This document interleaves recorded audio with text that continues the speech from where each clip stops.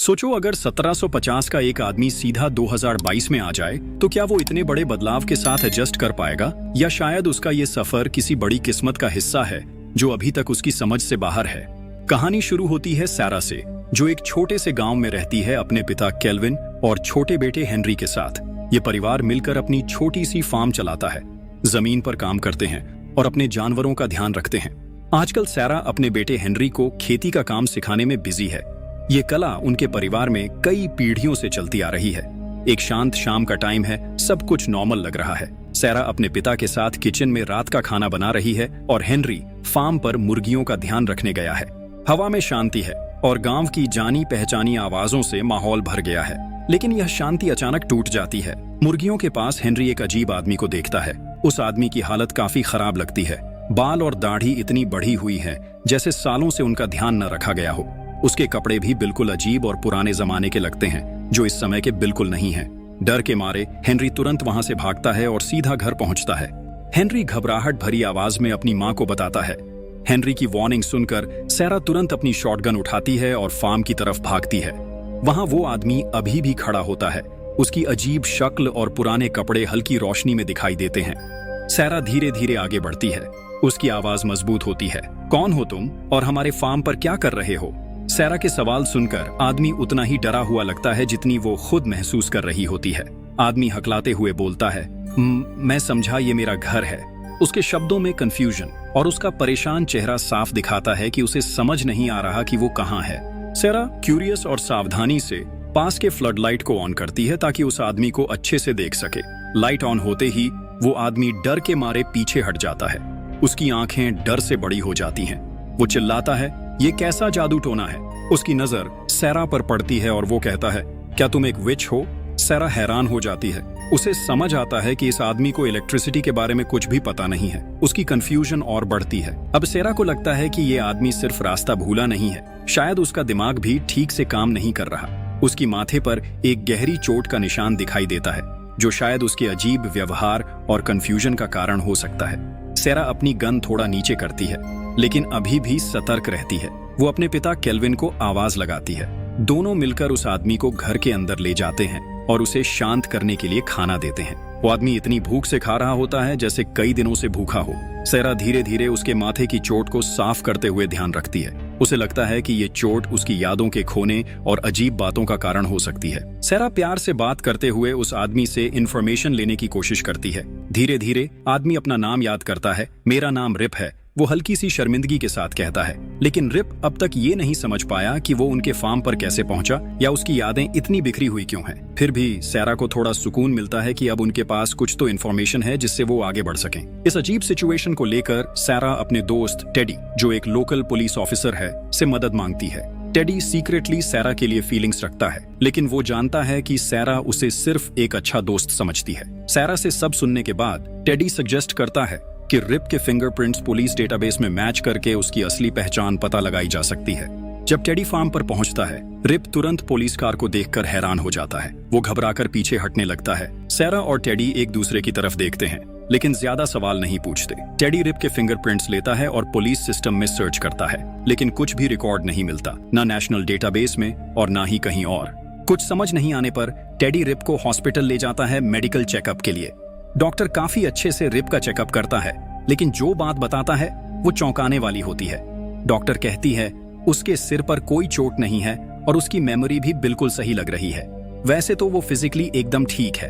Teddy अब और ज्यादा परेशान हो जाता है, क्योंकि उसके पास जवाब ढूंढने का और कोई रास्ता नहीं बचा। टेडी डिसाइड करता है कि रिप को हॉस्पिटल में रात भर ऑब्जर्वेशन के लिए छोड़ दिया जाए, लेकिन रिप वहां के अनजान माहौल में काफी घबराहट महसूस करता है। तेज रोशनी, अजीब मशीन्स और हॉस्पिटल स्टाफ का शोर उसे डरा देता है। वो बार बार अजीब सवाल करता है, जैसे उन मशीन्स को समझने की कोशिश कर रहा हो। ये साफ है कि उसने पहले कभी ऐसी चीजें नहीं देखी हैं। सुबह तक रिप का डर इतना बढ़ जाता है कि वो बिना किसी को बताए हॉस्पिटल से निकल जाता है। वो सीधा सैरा के फार्म पर वापस आ जाता है। सैरा से बात करते हुए रिप अपने दिल की बात बयान करता है। उसकी आवाज दुख और घबराहट से भरी होती है। वो कहता है कि उसे ये समझ नहीं आ रहा कि वो यहाँ कैसे पहुंचा और ये सब क्या हो रहा है, लेकिन एक बात वो जरूर जानता है, वो यहाँ से कहीं और नहीं जाना चाहता। रिप की बात सुनकर सैरा का दिल पिघल जाता है। वो उसे अपने घर में रहने की परमिशन देती है और उसके लिए खाने और रहने का इंतजाम करती है। थोड़ी देर बाद टेडी फार्म पर आता है। हॉस्पिटल से भागने के बाद से ही वो रिप को ढूंढ रहा था। वो सैरा से अपनी चिंता शेयर करता है। उसका कहीं कोई रिकॉर्ड नहीं है, पता नहीं वो खतरनाक हो सकता है या शायद कोई आतंकी। लेकिन सैरा अपनी सूझबूझ पर भरोसा करते हुए कहती है, मुझे ऐसा नहीं लगता, वो मुझे एक अच्छा इंसान लगता है। जब तक उसकी यादें वापस नहीं आती वो यहीं रहेगा। बातचीत के दौरान रिप अपनी अधूरी यादों का जिक्र करता है। मैंने कहीं अमेरिका में एक जंग लड़ी थी, वो याद करते हुए बोलता है। ये बात सैरा की जिज्ञासा को बढ़ा देती है क्योंकि उसके एक पड़ोसी का रिश्तेदार एक जंग के दौरान गायब हो गया था। रिश्ता ढूंढने की आशा में सैरा और केल्विन रिप की मदद करते हैं, उसके बढ़े हुए बाल और दाढ़ी काटकर। लेकिन जब सब खत्म होता है तो यह साफ हो जाता है कि रिप उस लापता आदमी जैसा बिल्कुल भी नहीं दिखता। रहस्य अभी भी बना हुआ है, लेकिन इस दौरान रिप फार्म पर मेहनती और भरोसेमंद साबित होता है। उसकी लगन और काम देखकर सैरा और बाकी लोग काफी प्रभावित होते हैं। सैरा फैसला करती है कि जब तक रिप की यादें वापस नहीं आती वो उसे एक पक्का काम देगी। सैरा और केल्विन मिलकर फार्म के एक कोने में एक छोटा सा कैबिन तैयार करते हैं जहां रिप रह सके। जब रिप कैबिन देखने जाता है तो वो एकदम रुक जाता है, जैसे कैबिन के अंदर कोई राज छुपा हो जो सिर्फ उसे समझ आए। ये मेरा घर है, वो पूरी यकीन के साथ कहता है। उसकी आवाज कांप रही होती है। सैरा ये सुनकर हैरान रह जाती है, ये कैसे हो सकता है? ये कैबिन तो यहाँ पिछली कई पीढ़ियों से है। लेकिन रिप अंदर जाने की जिद करता है और सैरा भी उसके पीछे चल पड़ती है। कैबिन के अंदर आकर रिप इधर उधर देखते हुए कहता है कि अंदर काफी कुछ बदल चुका है। उसकी नजर एक लकड़ी के बीम पर जाकर टिकती है और वो उस पर बने हल्के निशानों की तरफ इशारा करता है। रिप कहता है ये रोमन न्यूमरल्स हैं और समझाने लगता है, जब मैं 8 साल का था तब मैंने अपनी डेट ऑफ बर्थ और अपने इनिशियल्स यहाँ कार्व किए थे। सब लोग हैरान रह जाते हैं क्योंकि वो निशान अब तक वैसे ही हैं। सैरा उन मार्किंग्स को ध्यान से देखने लगती है। वो डेट जो रिप के मुताबिक उसने कार्व की थी 1756 की है, यानी 266 साल पुरानी। ये सुनकर सैरा के शरीर में एक ठंडी सी लहर दौड़ जाती है। कैबिन और उसके कार्विंग्स उसके पिता के जन्म से भी पुराने हैं। रिप भी हैरान होकर सच को समझने की कोशिश करता है। धीरे से वो पूछता है, अभी 2022 चल रहा है? उसकी आवाज डिसबिलीफ से भरी होती है। रिप अब तक ये मान रहा था कि 1787 चल रहा है। ये सच्चाई उसके लिए बर्दाश्त से बाहर हो जाती है और वो बेहोश होकर गिर जाता है। सैरा और केल्विन उसे देखते रह जाते हैं, पूरी तरह से शॉक में। जब रिप होश में आता है, केल्विन उसके हाथ में एक किताब देता है और कहता है, ये एक आदमी की कहानी है जिसका नाम रिप वैन विंकल था। क्या तुम्हारा उससे कोई कनेक्शन है? रिप क्यूरियस होकर किताब पढ़ना शुरू करता है और जैसे ही वो खत्म करता है वो चिल्ला उठता है, ये रिप वैन विंकल, ये मेरे पिता हैं। सैरा उसकी बात सुनकर हैरान हो जाती है और कहती है, ये कैसे हो सकता है? रिप वैन विंकल तो एक काल्पनिक कहानी है, एक फिक्शन। लेकिन रिप अपने दावे पर अड़ा रहता है। जैसे जैसे वो और पढ़ता है उसकी यादें वापस आने लगती हैं। धीरे धीरे वो अपनी कहानी बताता है, जब मैं छोटा था मेरे पिता हमें छोड़कर चले गए और मुझे घर और सब कुछ संभालना पड़ा। जिंदगी आसान नहीं थी।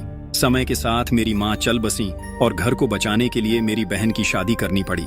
जब मैं 17 का हुआ तो मुझे अमेरिका की आजादी के लिए जंग लड़ने के लिए बुलाया गया। जंग के दौरान मुझे गोली भी लगी थी पर मैं बच गया। जंग के बाद मैं वापस अपने घर गया और फिर से खेतीबाड़ी शुरू की।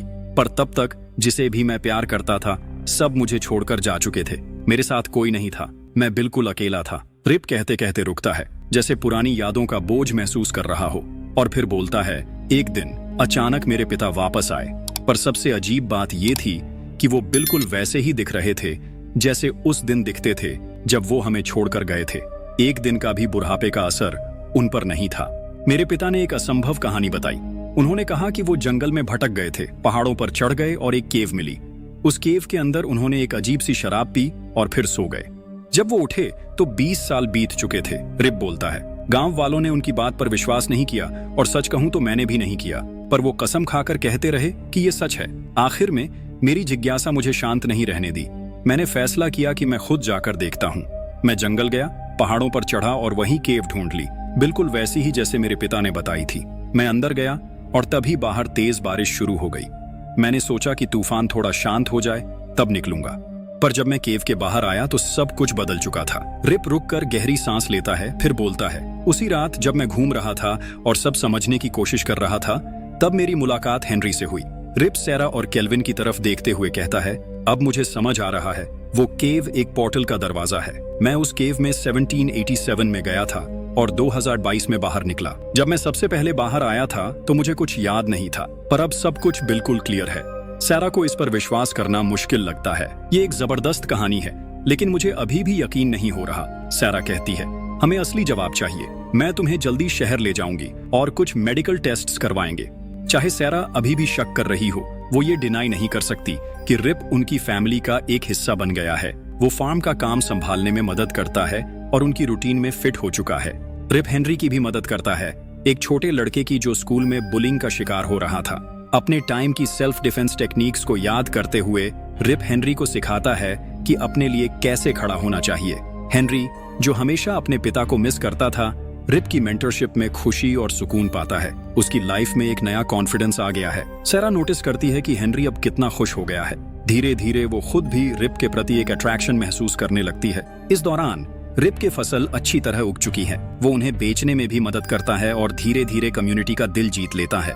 सब उसके काम और नेचर से काफी प्रभावित होते हैं। कुछ हफ्ते बाद सैरा को अपनी एक डॉक्टर्स अपॉइंटमेंट के लिए न्यूयॉर्क जाना पड़ता है और वो रिप को भी साथ ले जाती है। जब वो न्यूयॉर्क पहुंचते हैं, रिप बड़े बड़े बिल्डिंग्स को देखकर हैरान रह जाता है। वो उन ऊंचे टावर और इंसानों की कंस्ट्रक्शन की कला देखकर बोलता है, ये सब बनाने में कितना दिमाग और हिम्मत लगा होगा। मेडिकल फैसिलिटी में डॉक्टर्स रिप का फुल बॉडी स्कैन करते हैं और उसे हिप्नोटाइज करते हैं, उसकी कहानी की सच्चाई जानने के लिए। हिप्नोसिस के बाद भी रिप वही बातें रिपीट करता है, बिना किसी शक के। उसकी कहानी अब तक भी एकदम सच लगती है। स्कैन के रिजल्ट्स और भी हैरान कर देने वाले होते हैं। रिप के शरीर में एक पुरानी गोली फंसी हुई होती है। रिप स्कैन के बाद गोली के बारे में बताता है, ये गोली मुझे जंग के दौरान लगी थी।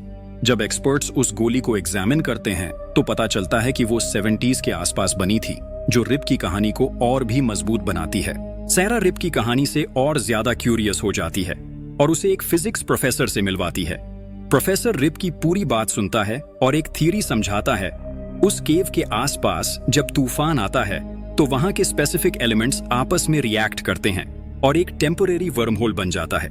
ये वर्म होल वक्त के पार जाने का रास्ता बनाता है। प्रोफेसर आगे कहता है, हो सकता है कि जब सैरा ने रिप को ढूंढा तब उन्होंने गलती से उस वर्म होल को ट्रिगर कर दिया हो, जो रिप को उसके समय से यहाँ आज के टाइम में ले आया। ये सुनकर सैरा एक फैसला करती है। वो कहती है, अगर रिप अपने वक्त में वापस जा सकता है तो मैं उसकी मदद करूंगी। अगले तूफान के दौरान हम उस केव को ढूंढेंगे। लेकिन जब तक वो तूफान आता, सैरा और रिप एक दूसरे के और करीब आ जाते हैं। सैरा के दिल में रिप के लिए जज्बात और गहरे होते जा रहे होते हैं। उसे ये सोचकर तकलीफ होती है कि शायद रिप को वापस जाना पड़े और वो उसे हमेशा के लिए खो दे। रिप दिल से सैरा का शुक्रिया अदा करता है। जो कुछ तुमने मेरे लिए किया है उसके लिए मैं हमेशा तुम्हारा एहसानमंद रहूंगा। उन दोनों के बीच एक ऐसा रिश्ता बन जाता है जो वक्त की दीवारों को तोड़कर भी अपनी जगह बना लेता है। सैरा धीरे धीरे रिप को अपनी कहानी बताती है। वो कहती है, हेनरी के पिता ने मुझसे कभी शादी नहीं की। उनका निधन हेनरी के जन्म से पहले ही हो गया था। उनकी मौत के बाद मैंने शहर छोड़ दिया और अपने गांव वापस आ गई, अपने पिता के साथ रहने। रिप की मुलाकात के बाद सैरा को अपने जज्बात और ज्यादा गहरे लगने लगे। वो एक दिन रिप से सच सच कहती है, मेरे एहसास तुम्हारे लिए वक्त के साथ और गहरे होते जा रहे हैं। इसी तरह हेनरी भी रिप के साथ एक खास बॉन्ड महसूस करता है। वो अपने पिता की कमी अब नहीं महसूस करता, क्योंकि रिप उसकी जिंदगी में एक मेंटोर और प्रोटेक्टर की तरह आ चुका है। रिप भी सैरा की फीलिंग्स को महसूस करता है। उसे सैरा की सेल्फ डिपेंडेंस और हिम्मत पसंद आती है, जो उसके अपने समय की महिलाओं में कम ही देखी गई थी। रिप और सैरा पूरी रात बैठकर बातें करते हैं, अपनी कहानियां शेयर करते हुए और एक दूसरे को और अच्छी तरह समझते हुए। अगले दिन सैरा रिप को शहर की सैर करवाती है।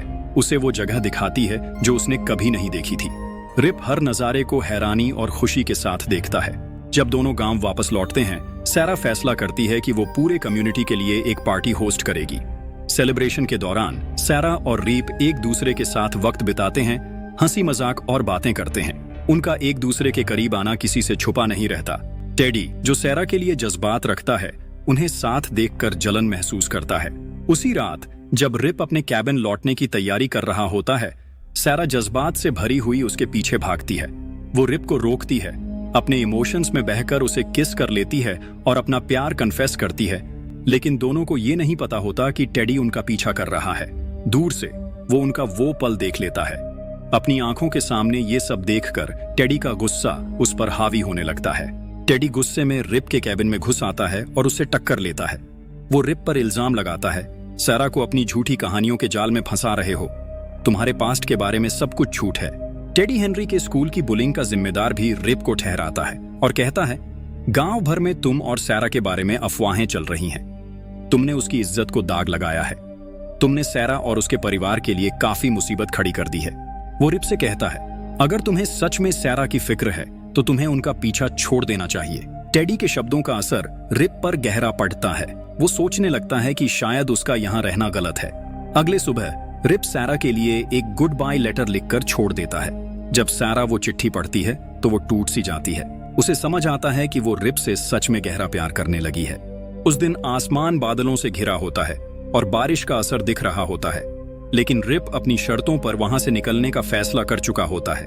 सैरा, केल्विन और हेनरी रिप को ढूंढने का फैसला करते हैं। वो तेजी से जंगल की तरफ निकल पड़ते हैं रिप को वापस लाने के लिए। जंगल के अंदर और गहरे जाते हुए हेनरी का मन बेचैन और उदास होने लगता है। केल्विन फैसला करता है कि वो हेनरी को वापस घर ले जाएगा और सैरा को अकेले रिप की तलाश जारी रखने देता है। सैरा बिना रुके अपने जज्बात और हिम्मत के साथ आगे बढ़ती है। जंगल के घने रास्तों से गुजरकर वो आखिरकार उस केव तक पहुंच जाती है जहां रिप अकेला उदास और ख्यालों में डूबा बैठा होता है। सैरा उसके पास दौड़ती हुई पहुंचती है और उसका गुस्सा और दर्द एक साथ फूट पड़ता है। आंखों में आंसू लिए वो पूछती है, तुम हमें क्यों छोड़कर जा रहे हो? तुमने ऐसा फैसला कैसे ले लिया? रिप एक गहरी सांस लेकर जवाब देता है, टेडी ने मुझे कहा कि मैं तुम सबके लिए एक बोझ हूं। मैं और मुसीबत नहीं छोड़ना चाहता था तुम्हारे परिवार के लिए। सैरा ने गुस्से से रिप की बात को झुठलाया और कहा, यह बिल्कुल सच नहीं है। तुम्हारे आने से हम सबकी जिंदगी में खुशी आई है।